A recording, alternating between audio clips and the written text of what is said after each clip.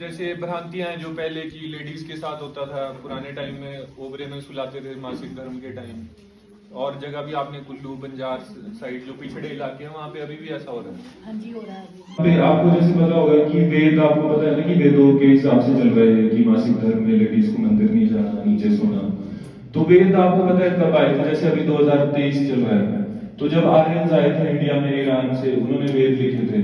तो वो 300, अभी जैसे 2023 चल रहा है तो उस टाइम 300 चल रहा था, तीसरी शताब्दी। तो उस वक्त जब आर्यन्स आए थे, वेद उन्होंने लिखे, तो उनको पता था कि जब पीरियड्स आते हैं, मासिक धर्म आता है, तो वो लेडी के लिए सबसे कमजोर वक्त होता है उस टाइम, 3-4 दिन का।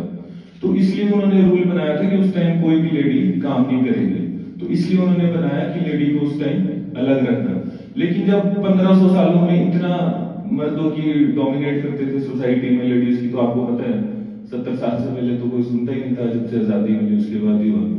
तो उन्होंने ये क्यों बनाया कि आपने लेडी को अलग रखना है, ताकि उसको काम ना करना पड़े। वो 2023 में भी आप सोचिए कि गांव में जाके ये बताना पड़ता है कि मासिक धर्म में लेडीज को ओबरे में मत सुलाओ, नीचे मत सुलाओ।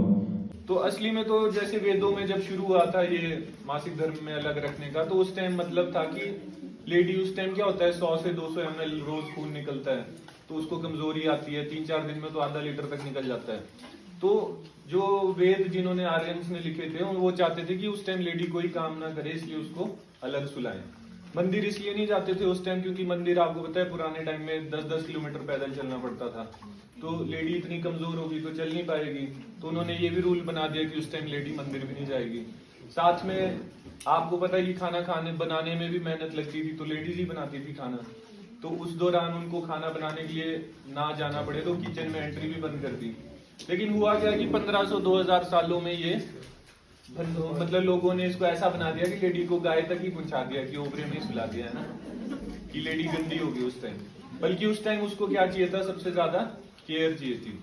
तो बोलने का मतलब हमारा ये है कि आस्था भी रखनी चाहिए, मतलब आप देवी देवता वाली जगह है तो वहां पे तो नहीं जाएंगे, पर ऐसा भी नहीं होना चाहिए कि किसी को आजकल ठंड इतनी है नीचे सुलाया है ना, तो सोच भी आपकी विकसित होनी चाहिए। सिर्फ आप पैसा कमा रहे हैं और बाद में फिर ऐसी हरकत कर रहे हैं, तो वैसा भी नहीं होना चाहिए। क्योंकि आपको पता है जिस घर में एक लेडी पढ़ी लिखी होती है, उस घर के चारों लोग भी किसी ना किसी तरह से पढ़े लिखे हो जाते हैं।